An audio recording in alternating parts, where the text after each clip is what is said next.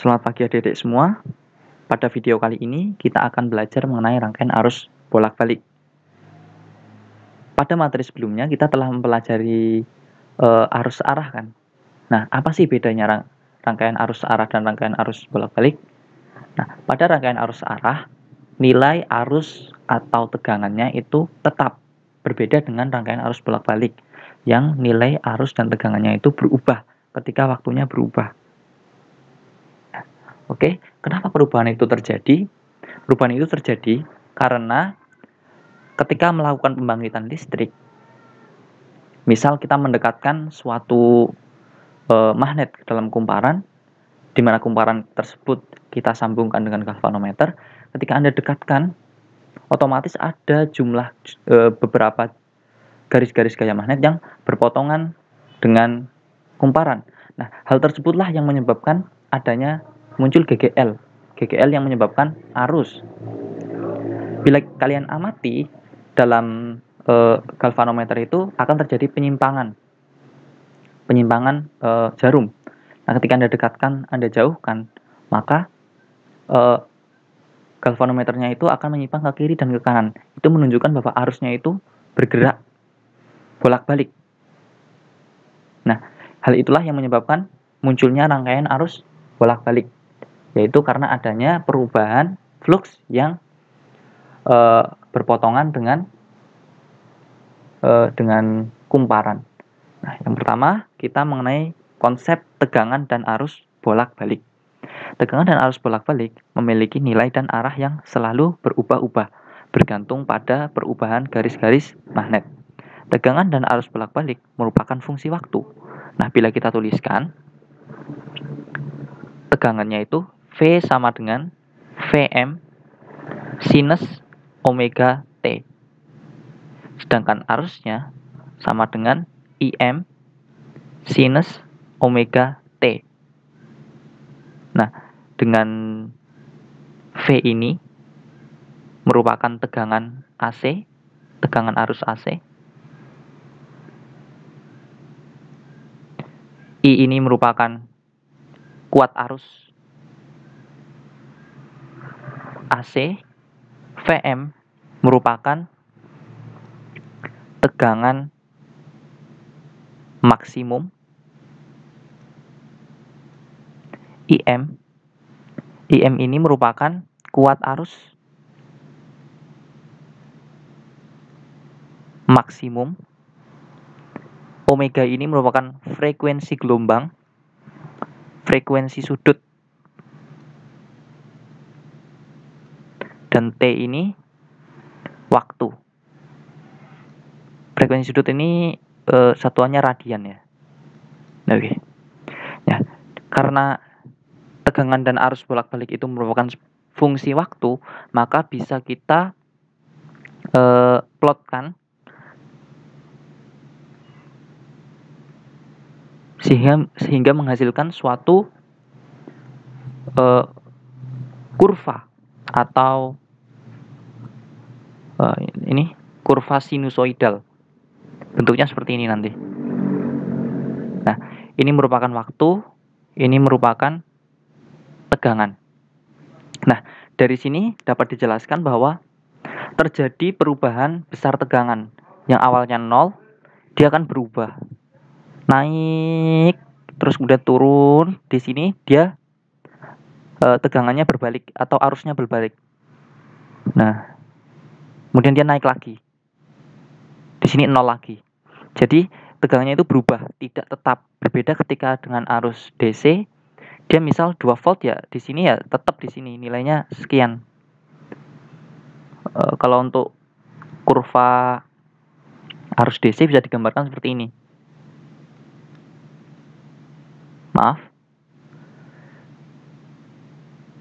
Seperti ini. Jadi dia hanya membentuk garis lurus.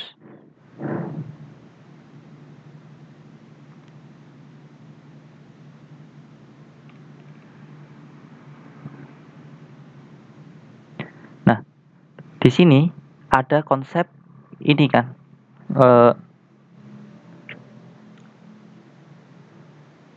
ada konsep tegangan maksimum. Tegangan maksimumnya itu besarnya segini. Nah, arus maksimum atau tegangan maksimumnya itu merupakan jarak atau tinggi dari puncak. Ini, dari sini ke sini itu namanya Vm, besar tegangan maksimumnya. Ini juga ya, Vm. Nah, kemudian ada suatu konsep namanya tegangan puncak ke puncak.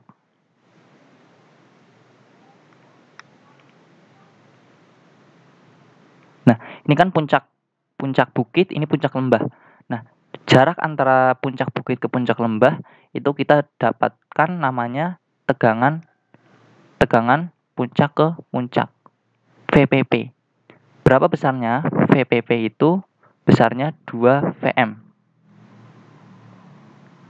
Vm itu kan tegangan maksimum. Jaraknya antara titik 0 ini titik 0 ke puncak ini, dari sini ke sini namanya tegangan maksimum. Dari sini ke sini juga tegangan maksimum. Sedangkan VPP jarak antara puncak lembah ke puncak bukit berarti 2 Vm. Jarak antara ini ke sini dan ini ke sini. Nah, kemudian ada konsep periode. Periode merupakan waktu yang diperlukan oleh satu gelombang untuk bergerak ya. Jadi waktu satu getaran dari sini ke sini, dari puncak sampai ke sini, ini namanya satu periode. Atau dari puncak ke puncak, puncak ini ke puncak sini, itu juga namanya periode. Nah, fungsi periode itu apa? Seperti pada gelombang ya, T itu periode gelombang, satuannya sekon. Nah, fungsinya apa? T di sini kan ada di fungsi ini, itu kan ada konsep omega. Besarnya omega, bila kalian ingat, omega sama dengan 2pi F. Atau omega sama dengan 2pi per T. Jadi ketika Anda tahu nilai periode dari gelombang ini, kurva gelombang, maka kalian bisa mencari omega. Oke, dan kalian bisa mengetahui besar tegangan pada waktu tertentu. Nah, kemudian nilai efektif arus. Nilai efektif arus bolak-balik adalah arus bolak-balik yang sebenarnya sama dengan arus searah tetap yang menghasilkan jumlah kalor sama pada suatu penghantar dalam waktu yang sama. Nilai efektif merupakan hasil pengukuran dengan alat ukur listrik. Nilai maksimum merupakan nilai yang ditunjukkan oleh osiloskop. Ya, nilai maksimum itu sudah kita pelajari tadi. Nah, sekarang kita belajar nilai efektif. Apa itu nilai efektif? Nilai efektif itu merupakan nilai hasil pengukuran. Jadi ketika kalian mengukur menggunakan ampermeter, menggunakan voltmeter atau multimeter atau avometer, nah dihasilkan berapa nilainya? Nah, itulah namanya nilai efektif. Nah, dalam soal bila tidak diketahui apakah itu nilai efektif atau nilai maksimum, biasanya itu merupakan nilai efektif. Tolong diingat-ingat, ini sangatlah penting ya. Nah, berapa nilai efektifnya? Untuk tegangan,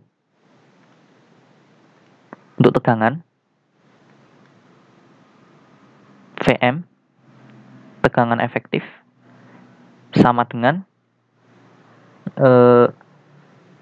tegangan maksimum per akar 2. Ini satuannya volt semua. Volt, ini juga satuannya volt. Sedangkan untuk arus, I efektif sama dengan I maksimum per akar 2. Ini satuannya ampere, dua-duanya ampere. Oke.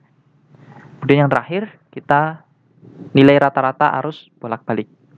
Nilai rata-rata arus bolak-balik adalah arus bolak-balik yang nilainya dianggap sama dengan arus searah yang memindahkan sejumlah muatan sama dalam waktu yang sama. Nah, apa maksudnya? Maksudnya ketika suatu arus searah membawa muatan dalam jumlah tertentu dalam waktu tertentu, maka nilai rata-rata arus juga memindahkan jumlah muatan yang sama untuk waktu yang sama. Oke, besarnya berapa? besar I rata-rata itu sama dengan 2 dikalikan IM per Pi. Ini satuannya ampere, ini satuannya ampere. Oke, sampai di sini kita lanjutkan contoh soal. Arus bolak-balik mengalir pada penghantar memenuhi persamaan I sama dengan 20 sin 100 pi T. Dengan I dalam ampere dan T dalam detik, tentukan arus maksimum, arus efektif, arus rata-rata, frekuensi arus. Oke, di sini diketahui kan? Diketahui I sama dengan 20, diketahui I sama dengan 20 sinus 100 pi T. Kemudian ditanyakan yang pertama IM, yang kedua IF, yang ketiga I rata-rata, dan keempat frekuensi arus. Nah, untuk mengerjakan ini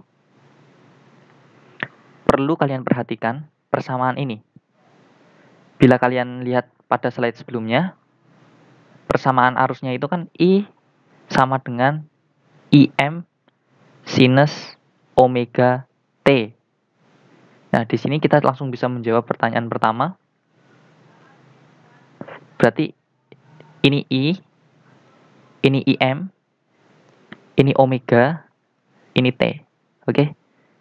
Langsung terjawab pertanyaan pertama. Jawab. Yang pertama, IM sama dengan 20 ampere. Nih, 20 ampere. Kemudian yang B, IF sama dengan IM per akar 2 sama dengan 20 per akar 2.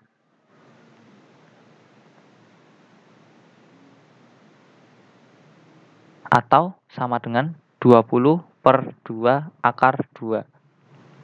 Sama dengan 10 akar 2 ampere. Yang C, I rata-rata sama dengan besarnya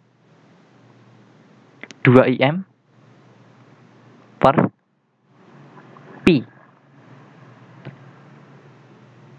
2 IM itu kan 2, IM-nya 20, Pi. Sama dengan 40 per Pi ampere. Nah, kalian bisa menghitung sendiri ya, 40 per Pi itu berapa.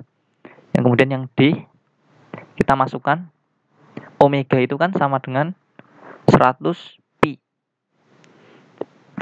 Sedangkan omega sendiri sama dengan 2 Pi F sama dengan 100 Pi.